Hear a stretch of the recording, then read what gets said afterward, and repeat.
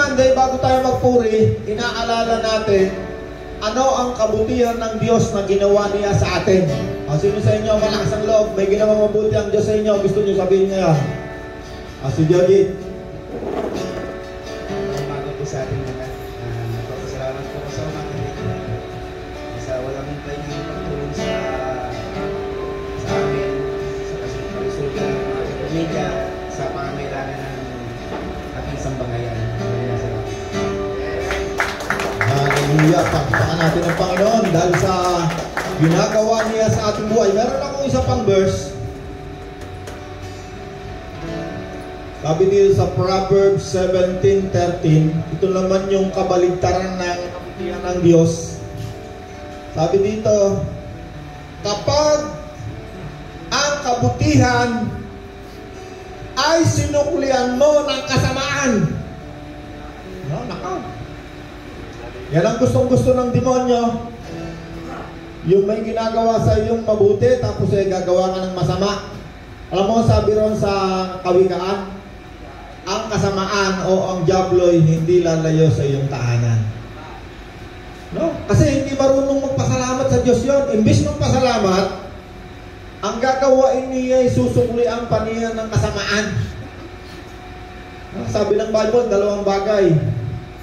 Ang kabutihan ng Diyos, sino sa inyo rito makakapagsabi ang Diyos mabuti sa inyo?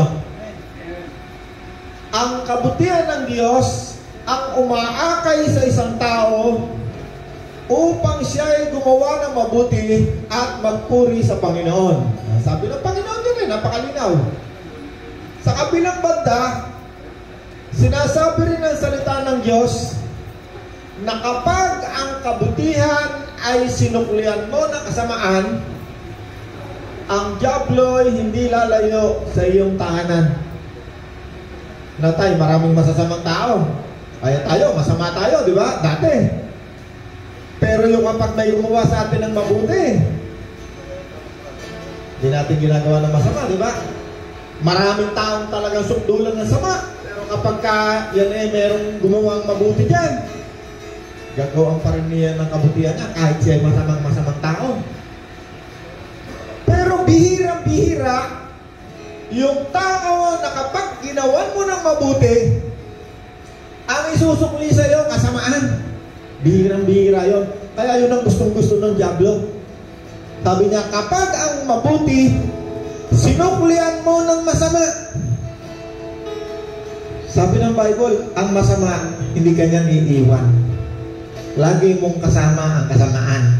At dahil lagi mong kasama ang kasamaan, magkakalenga-lenga ang buhay mo. Kakadilu-dilubyo kapag ikaw ay ganoon. Sino sa inyo rito gusto gawaan ng kasamaan ng kanyang kapwa? Taas ang kamay. Wala, di ba?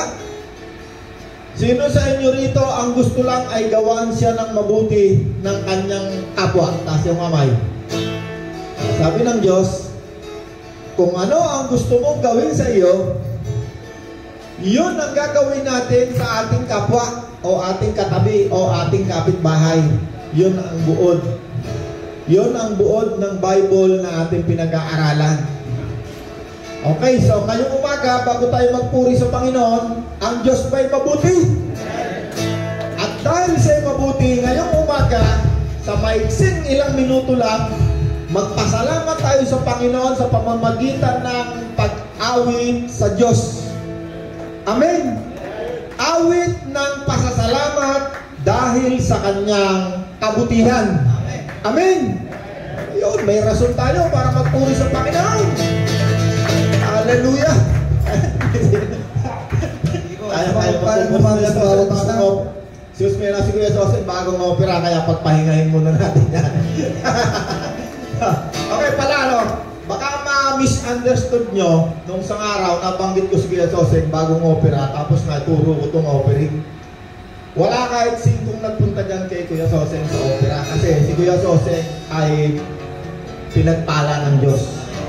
Kailan lang, babalik ulit ng Dubai yan, Korea, Dubai, kasi mga manager ang mga anak niyan. Talagang super blessed. At pati rin siya, siyempre, ang lago ng kanyang church na pinapangunahan ng simbahan. Okay, Baka lang ma-misinterpret nyo, baka akala nyo yung binibigay natin dyan piso, 2 piso, 10 piso, kinuha ni Kuya Sose. Hindi.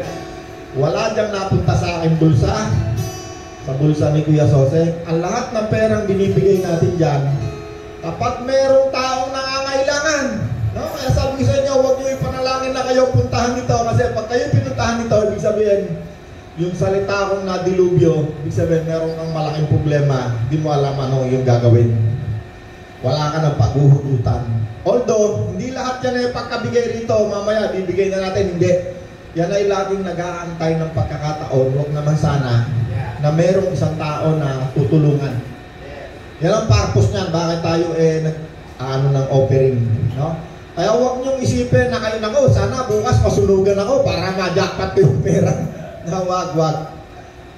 Nasain natin na tayo'y makatulong sa ating kapwa sa pamamagitan ng pagbibigay ng handog sa Diyos. Amen! Okay, tayo magpuri sa Panginoon. Tayo sarap. Tayo po ay patuloy ng pagpasalamat sa sapat na higit pa na pagpapala ng ating Panginoon. Tunay na mabuti ang ating Diyos. Sabihin po natin na sapat na higit pa sa ating Panginoon.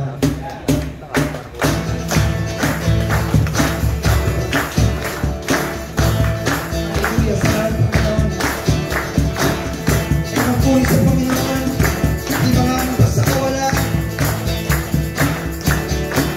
di mga hamba sa kawalan, pagpapala mo na inakan, di makatapon sa panganin, pagkat narinig kapalarin, di nakikinag sa pagsubok ang kasama mo. Tsaka tubos, ipapipigil sa bangka. Bakit di mabuti? Ikaw ay mabuti. Pagkat ikaw ay mabuti. Ikaw ang aking pastor. Ikaw ang aking pastor. Hindi nagpupunta sa banal.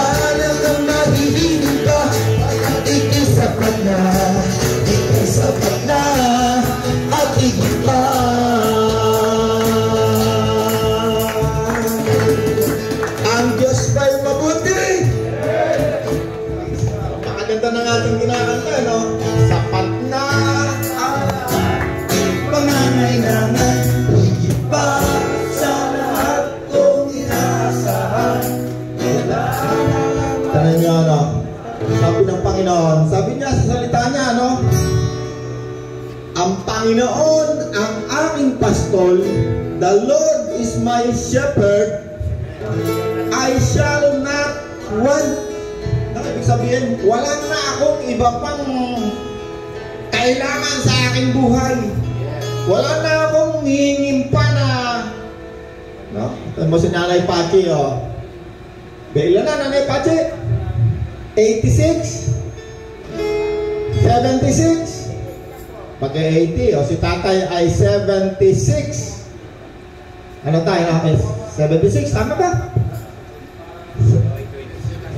77. Alam nyo yung kasabihan na ang Panginoon ang aking pastol.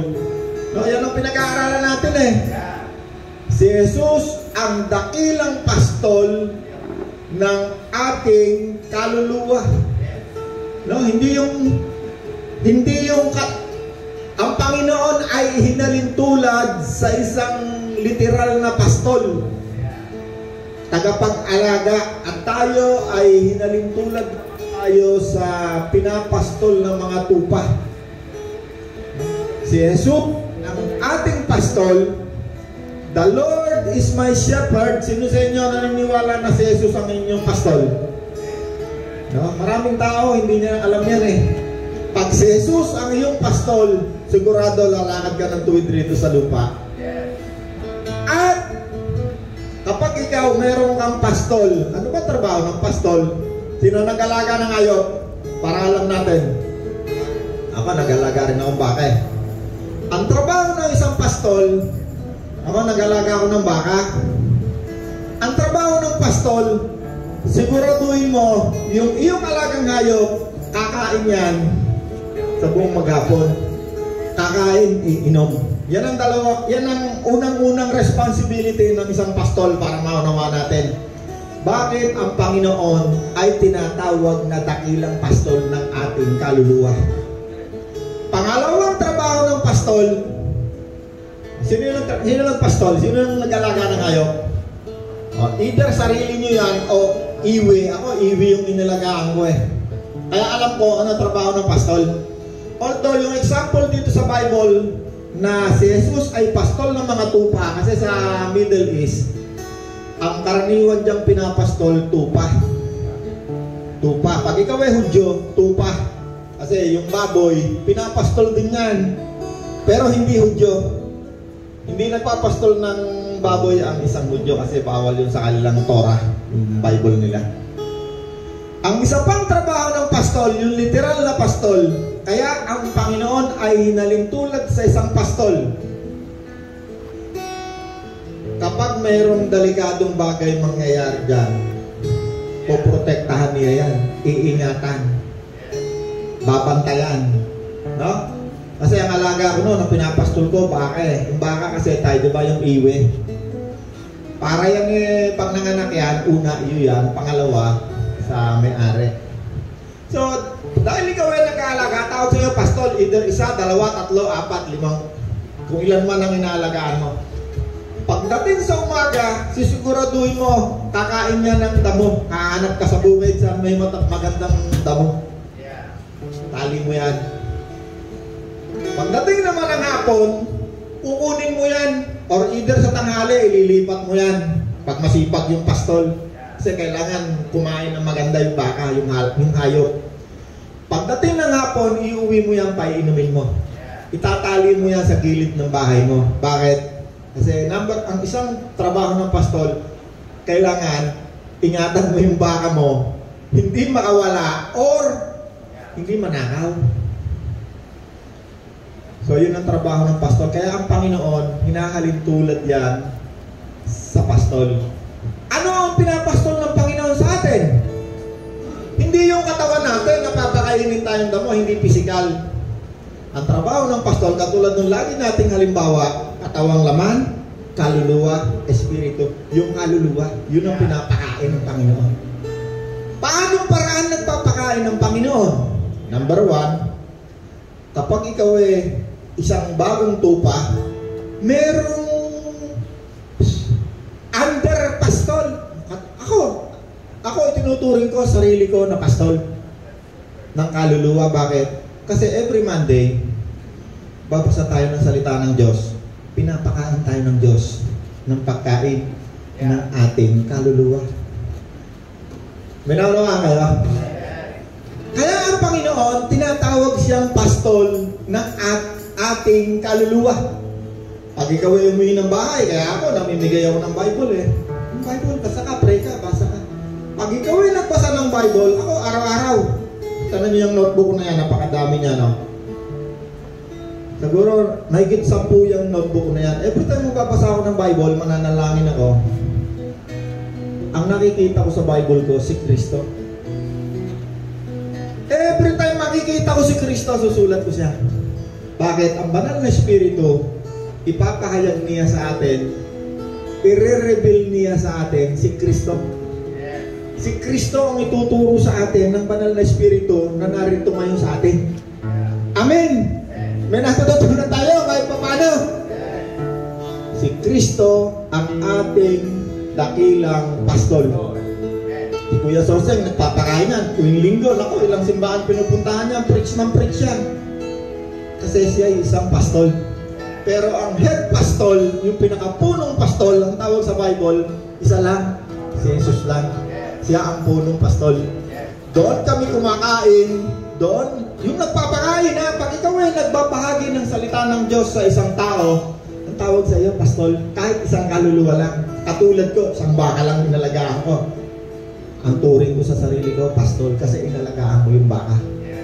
Kahit 2 lang ang inaalagaan mo, kahit 3. Eh paano pa kaya kung marami tayo? Every Monday, meron tayo ilang minuto. Pinapakain tayo ni Kristo. No? Every Monday, nakikilala natin si Kristo. Unti-unti, nakikita natin si Kristo. Nandito pala sa atin. Nasa puso, kasama pala natin. Paano natin nalaman? Sapagkat nagre-reveal ang banal na Espiritu tungkol kay Kristo. Yun ang revelation. Yun ang diwa ng pagpapahayag. Yun ang diwa ng propesiya, ng pagpapropesay. No? Ang diwa ng propesiya, according kay John the Revelator, ang diwa ng propesiya ay si Kristo. Amen? O may kakapag pa tayo sa? Sorry pa tayo sa Panginoon, isa pa.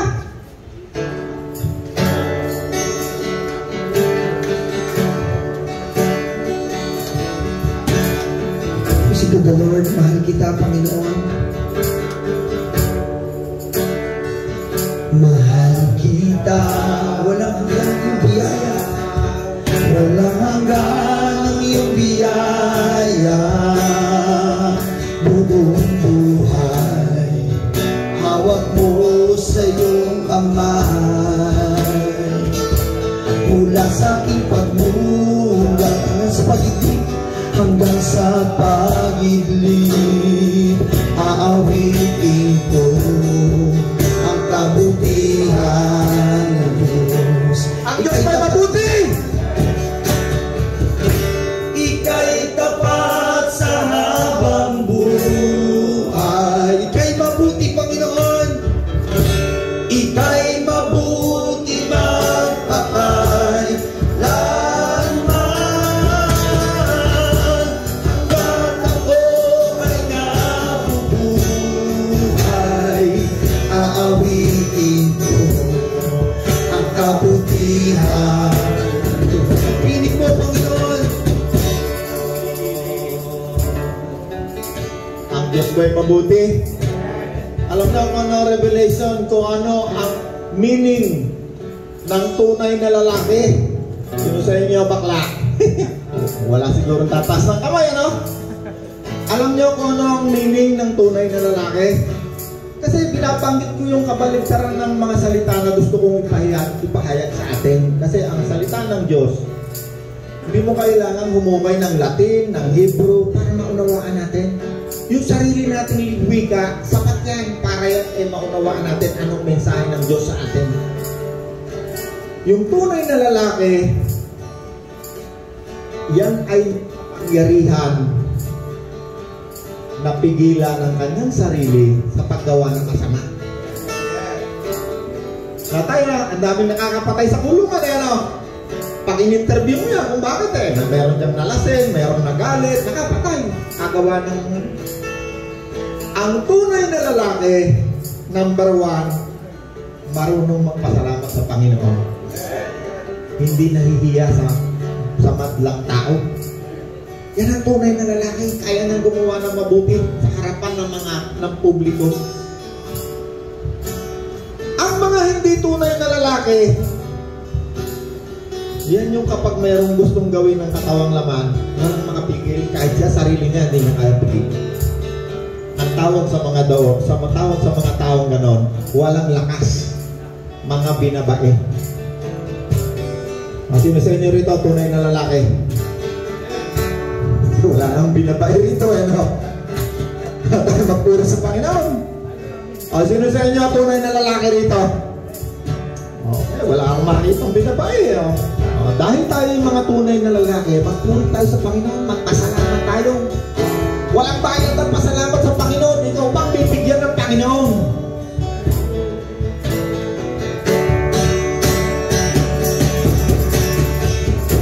Ika'y tapat sa habang buhay. Ikaw ay mabuti, Panginoon. Ika'y mabuti, mataal. Hanggat ako'y nabubuhay,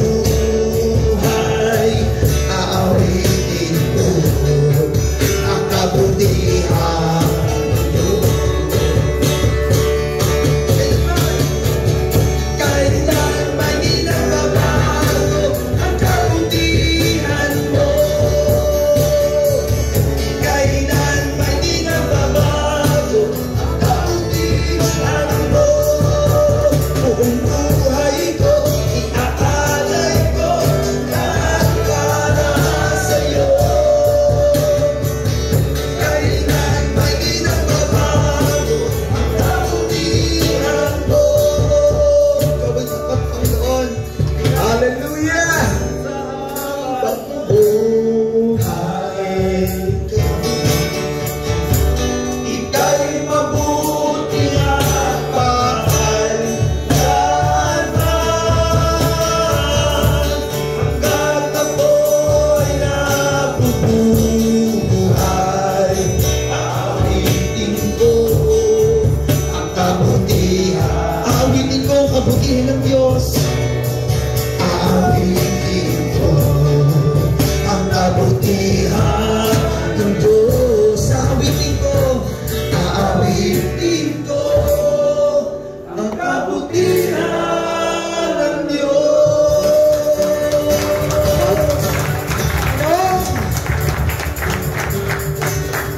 Mapalad ang mga taong umaakay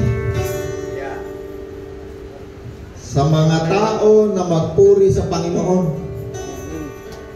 Sila'y magliliwanag sa langit pagdating ng takdang panahon. Tingnan nyo, may mga revelation no? Alam nyo, 30 years na ako nagpupuri sa Panginoon. Napakarami ko ng tao na ginagabayan o nililid ko para ang Panginoon ay kanilang pasalamatan. Amen! God is good! Upo na tayo! Hallelujah! Woo!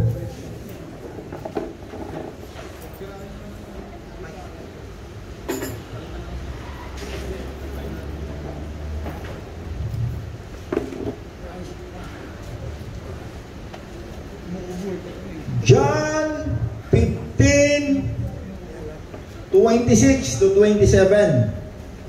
Sino kaya ang taga-basa? Rod, basahin mo. Kuya Soseng, makakabasa ka na, no? Yun! Unang babasahin ni Kuya Soseng, salita ng Diyos. Then, nagturo, na gano'n ka na yata ng linggo, no? Preach na, di pa? Okay. John 15:26. Sabi rito sa John 6. Ngunit sa pagdating ng tagapagtanggol, ang Espiritu ng katotohanan na susuguin ng Ama, susuguin ko mula sa Ama, magpapatotoo siya tungkol sa akin. Magpapatotoo siya tungkol sa akin. Ang nagsasalita dyan si Kristo, ang Yeah. Panginoon, Sabi ng Panginoon, Pagdating ng Espiritu Santo, andyan tayo eh. Yan ang topic natin tungkol sa Espiritu Santo, sa Espiritu ng tao, sa kaluluwa ni Robin. No, Robin, naniniwala ka, may kaluluwa ka ha? Okay, yan ang topic natin eh. No? Sabi ng Panginoon, kapag dumating ang Espiritong mabuti, Espiritong mabuti, ang Espiritu ng Ama, ang Espiritu ng Panginoon, sabi niya, meron siyang gagawin eh. Ano sabi ko yung Soseng?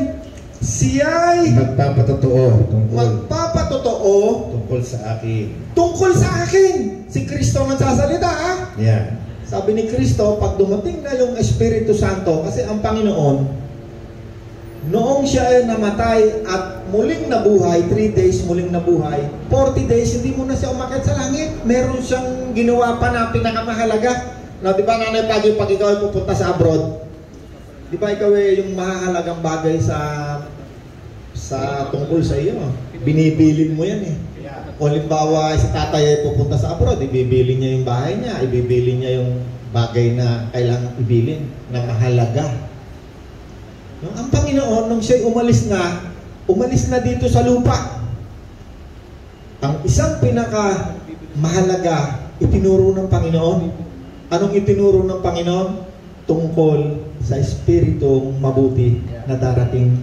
No? Sabi niya, kapag siya'y dumating, siya'y magtuturo ng mga bagay tungkol sa akin.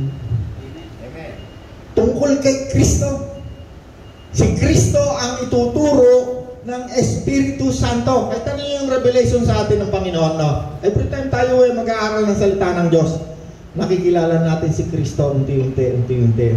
Ano? Bakit? Dahil sa salita ng Diyos. Ang Espiritu Santo, kapag siya'y nagpahayag, parallel yan, pantay yan dito sa sinasabi ng salita ng Diyos. Hindi pwedeng mag-conflict. Hindi pwedeng magkahiwalay ng landas. Ang Espiritu Santo, kapag nagpahayag yan sa iyo, kukumpirm yan ng salita ng Diyos, ng Bible. Okay, nung minsan, merong kapahayagan sa akin nung nag-umpisa yung COVID. Sabi ng gobyerno, kung natatandaan ninyo, no, nung unang lockdown, sabi ng gobyerno, kayong mga employer, ibigay nyo na lahat ng 13 month ninyo, lahat ng kung anumang pwede nyo ibigay sa mga empleyado nyo. Anong buwan yun? February yata yun, no, Rod? No? March. June, yung unang lockdown. Lockdown yung talagang total lockdown.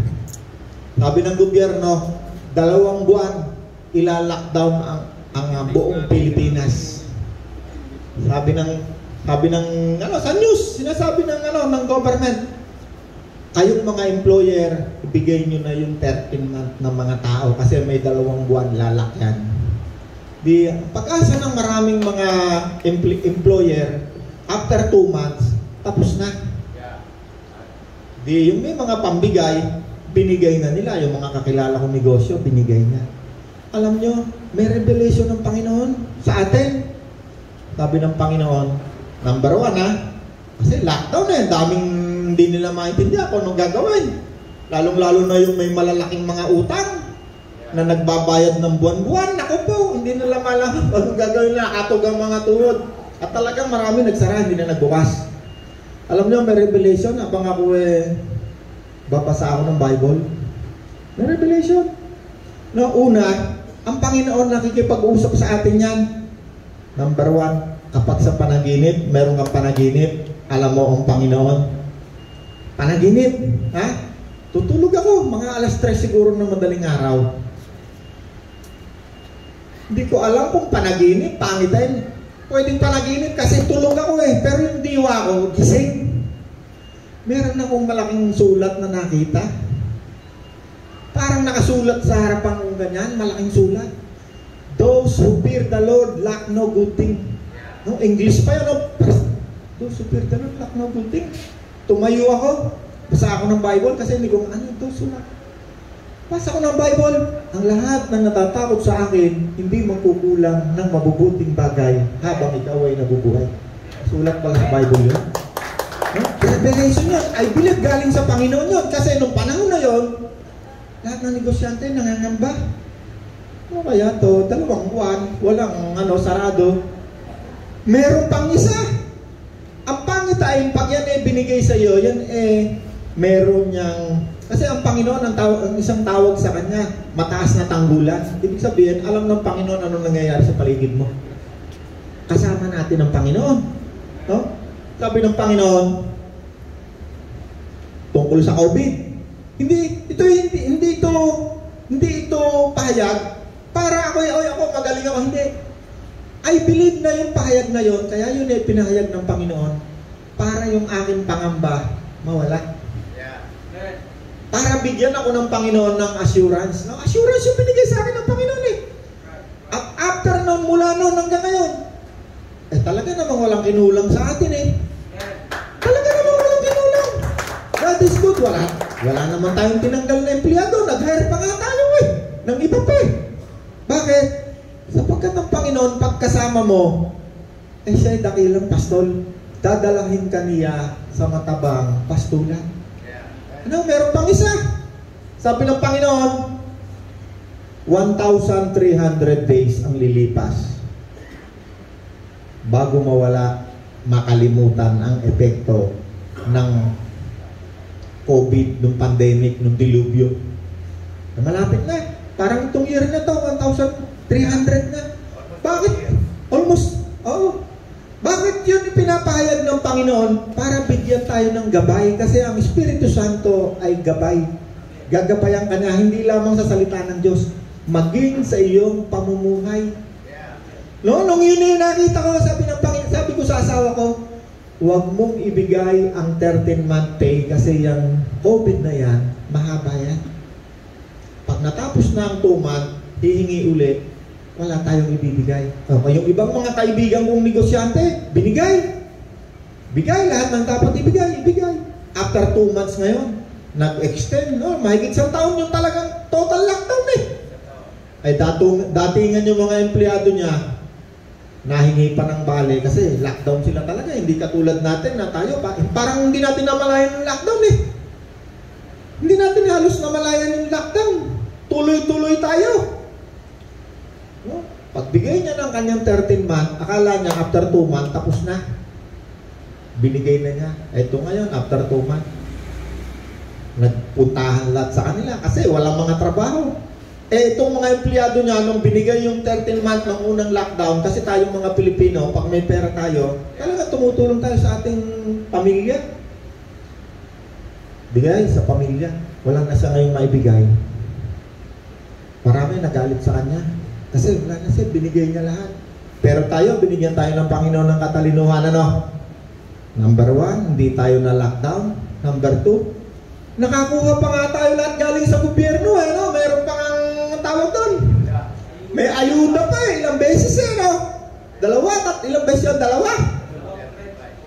Sipin mo, tatrabaho tayo, binigyan pa tayo ng 30,000 yata yung 2 Ano kaya Edwin, 2 13, 2 15, 2 8. Tingnan mo naman, Meron ba sa ating ginutom nung panahon ng pandemic? Wala. Pero karamihan, di malaman ko paano nakasurvive. Pero nakasurvive naman, awa ng Diyos. Marami rin nagkasakit. Maraming namatay. Tayo nga halos wala tayong tigil ng Bible study. Every Monday, hindi tayo tumigil yata kahit sa best na. Parang, palagay ka mga 1-2 best lang yung buong pandemic, Ang nawala lang dito sa atin, si tatay, kasi bawal yung matatanda na, siyempre, okay naman yun, wala tayong, ron. Ang na-COVID lang sa atin, ako. At saka may pa isa-isa. Tsaka si Rod, after ko si Rod. Pero kahit na-COVID, hindi naman nagamoy usok, Buhay na tay. Abay na ko po. God is good. Amen. John 15:26 to 27, ang sabi ng Panginoon, ulit nga, Kuya Sosen. Ngunit pagdating ng tagapagtanggol, ang Espiritu ng katotohanan. Ngunit pagdating ng Spirit of Truth, katotohanan, nasusuguin ko mula sa Ama, magpapatotoo siya tungkol sa akin. nasusuguin ko, sabi ni Jesus Yeah, siya'y magpapatotoo tungkol sa akin. tungkol sa akin. Kay Kristo. Sige, tuloy pa. At magpapatotoo rin kayo tungkol sa akin sapagkat sa pasimula pa'y kasama ko na kayo. At, sa ibang lingwahe yan at, sabi ng Panginoon ito, English din itong nakasulat sa akin ang banal na Espiritu'y He will tell you about me, no? Yeah. Sasabihin niya sa inyo ang tungkol sa akin, sabi ni Kristo. At kayo rin naman, sabi ng Panginoon na dinatnan ng Espiritu Santo, sabi ng Panginoon, ikaw rin naman ay magpapatotoo o ituturo mo rin ang mga bagay tungkol kay Kristo. Yeah.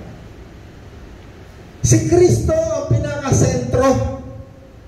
Yun ang pinakasentro ng propesiya kapag ang Espiritu Santo ay nasa sa atin. Okay, balik uli natin yung ating laging topic. Katawan ni Gilbert. Dalawang katawan. Dali niyo yung upuan niyo, dali. O volunteer yung kaluluwa at espiritu, dali. Volunteer, bilis. Dalawang katawan, pareho yung may kaluluwa, parehong may espiritu. Nangaral si pastor, dumating ang Espiritu Santo, no? Yung banggit dito, Espiritu Santo. Gabay. Espiritu Santo, kunin natin si Robin, dali nga. Teka, katawan, kaluluwa, dalawa pa, espiritu. Okay, merong Espiritu Santo, meron yun namang masamang espiritu. Teka, hiwalay pa kaunti ron para magkalayo. Yung isang tao, nangaral, may tumanggap si Kristo, yung isa hindi. Teka, doon ka sa kabila. Ikaw yung masamang espiritu, mukha kang masamang espiritu. Hindi, joke. Katawan, laman, kaluluwa, espiritu. Nangaral si pastor, itong isa, tinanggap si Kristo. Ito yung pinag-uusapan natin, Michael ka. Ito yung Espiritu Santo na pinag-uusapan natin, yung binabanggit ni Kuya Soseng. Anong tawag lang kay Soseng sa verse mo? Spirit of Truth. Ayan, tinanggap niya si Kristo. Kasama, huwag kang doon ka sa kabila. No? Kabila ka, yan. Diyan ka lang sa gilid. Ito, wala ito, hindi ito nakikita ha. Kasi yan ang topic natin Para malinaw lang sa isip nyo, dino-demonstrate natin. Nangaral si pastor, merong sinugo si Kristo, sinugo si Kuya Soseng, nangaral. Itong isa nakarinig, pareho nakarinig. Itong isa tumanggap kay Kristo, naging mananampalataya.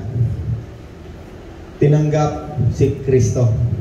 Ayun, dino-demonstrate natin. Ito yung Espiritu ni Kristo, naging isa, nakipag-isa. Andyan lahat yan sa katawan. Yang hindi nakikita na yan, nandyan yan sa katawan. Yung kaluluwa, bahagi isip. Nandito yan sa ulo. Yan lamang ang bahagi ng katawan na hindi pa nakukonquer ng siyensya. Hindi yan kayang palitan. Wala pang nakapagpalit ng utak ng tao. Lahat ng parte ng katawan ng tao kayang palitan ng siyensya. Kahit puso, kahit dugo, lahat ng parte ng katawan mo kayang palitan ng siyensya. Pero ang utak, hindi pa yan na conquer ng siyensya. Wala pang nakaka-conquer ng siyensya. Ang nakakapagtaka, kahit may mga taong na-aksidente, nabasag ang utak, meron, normal pa rin. Naapektuhan yung utak, meron, normal pa rin. Nakakapagtaka yan, hindi pa nakaka-discover ng siyensya yan. Bakit? Ang kaluluwa, yan ang nagpapatakbo sa katawan. Ang kaluluwa, yan ang memorya nandyan, parang computer. Nandyan yan. Lahat ng ginawa niyan, mula nung nagkaisip yan, nandyan yung memorya niyan. Naka-embedded yan sa kaluluwa. Hindi mo makakalimutan yan. Maliban na lang kung minsan may ginawa kang sobrang katimonyo hanggang walang yan. Miracle, tinanggal ng Diyos yung memorya. Pero karaniwan, ang isip, yan ay memorya ng tao. Diyan nakalista lahat ng ginawa mo. Ang bubura lang yan, pag namatay ang katawan na yan, automatic yan, mumulat ang espiritu niyan sa spiritual na daigdig. Patay ang katawan, ililibing. Okay. Sabi doon sa binasa natin kanina, ang espiritu ng katotohanan, kasi ang Espiritu Santo, iba-iba ang tawag dyan eh. Kung minsan tinatawag yan sa Bible na guro, dakilang guro, yan ang nagtuturo, yan Espiritu Santo. Kung minsan naman, ang tawag dyan ay gabay. No? Ano pa tawag dyan minsan? Ano po? Comforter, no? Tagapag-comfort. Yan ang ginawa ng Panginoon pag nag-aalala ka. Iko-comfort ka ng Panginoon. Basa ka ng Bible, iko-comfort yung kaluluwa mo. Nagugulumianan ka, parang may gulo sa ano mo. Comforter, nagko-comfort. Meron kang inaalala, iko-comfort ka. Basa ka ng Bible. Okay. Roma, John 14:23. Kuya Soseng, pakibasa mo. Okay. Tsaka Roma 8:9-10. Yung muna, Kuya Soseng. John 14:23. Sumunod si Jesus, ang umibig sa akin ay tumutupad ng aking salita. Iibigin siya ng aking Ama at kami ay tatahan at mananatili sa Kanya. Okay. Sabi ni Jesus, nung siya ay nabubuhay, nung nandito pa si Jesus, ang kanyang topic ay tungkol sa Espiritu Santo. Sabi niya, kung mahal mo kami, kung mahal mo ako, sabi ni Jesus, susundin mo ang utos ko. Anong utos ng Panginoon? Pagbasahin mo ang Bible, makikita mo ang utos ng Panginoon. Mahalin mo kapwa mo. Yan yung ating laging binabanggit. Mahalin mo kapwa mo, mahalin mo ang katabi mo. Pagmamahal, yan ang law of Christ. Sabi niya, kung mahal mo ako, ano sabi niya, Rosen? Susundin mo ang utos ko. At kami ay mananahan sa iyo. Si Kristo at saka ang Ama, hindi naghihiwalay yan, laging magkasama. Balikan mo yan sa Genesis hanggang Revelation. Kaya sinasabi lagi sa Revelation, siya ang Alpha, siya ang Omega, siya ang umpisa, siya ang wakas. Sa Genesis, lalangin natin ang daigdig. Ang Ama at ang Panginoon, laging magkasama, hindi naghihiwalay. Nung ang Panginoon bumaba rito sa lupa, ang unang pinakita kay John the Baptist, ang makita mo na bumaba ang Espiritu Santo, siya ang magbabautismo sa Espiritu Santo. Sinabi ng Diyos kay John the Baptist na walang ibang taong magbibigay ng Espiritu Santo kung hindi si Kristo. Siya lamang. Okay. Sabi doon sa salita ng Diyos na binasa ni Kuya Soseng, kami ay mananahan, titira sa iyo. Okay, kapag ikaw tumanggap ka kay Kristo, nandiriyan si Kristo, hindi lamang si Kristo ang kasama mo. Sabi ni Kristo, kami. Kami, sino yung binabanggit niya kami? Yung kanyang Ama, Romans 8:9-10. Kaya Soseng. Romans 8:9-10.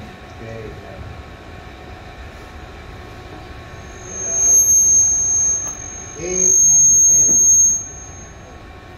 Sabi rito sa Romans 8:9-10, ang nabubuhay ayon sa hilig ng laman ay hindi maaaring kalugdan ng Diyos. Ngunit hindi na kayo namumuhay ayon sa laman, kundi ayon sa Espiritu. Sa katunayan, nananatili sa inyo ang Espiritu ng Diyos. Oh! Ulit nga kayo, Soseng. Ngunit hindi na kayo namumuhay ayon sa laman, kundi ayon sa Espiritu. Sa katunayan, ito yung taong tumanggap kay Kristo. Ito hindi nananatili sa inyo ang Espiritu ng Diyos. Ito yung binabanggit dyan.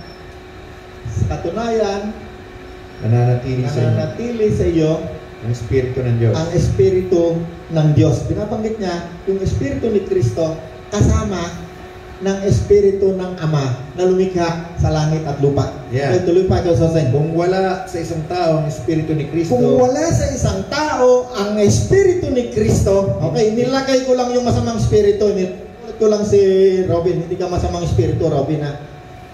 Marami yan. Marami yan. Yan ang bumubulag sa isang tao na hindi makilala si Kristo. Kaya siya, kung wala sa isang tao ang Espiritu ni Kristo, hindi kay Kristo ang taong iyon. Hindi kay Kristo ang taong ito. Bakit? Wala si Kristo. Wala yung Espiritu ni Kristo. Sige, tuloy pa kayo, Soseng. Number 1, nasa kanya, Espiritu ng Diyos, ha? Yeah. Okay. Sige, Gilsosen, tuloy pa. Ngunit dahil sa nananahan sa inyo si Kristo, mamatay man ang inyong mga katawan dahil sa kasalanan. Ngunit, dahil naninirahan sa iyo si Kristo, kung ikaw ito, no, tayo lahat, nandito tayo, either nandun ka or nandito.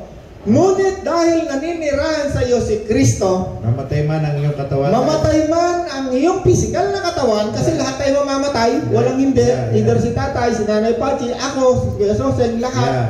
Mamatay man ang iyong physical na katawan, Dahil sa kasalanan. dahil sa kasalanan, kasi tayo ay pinanganak makasalanan.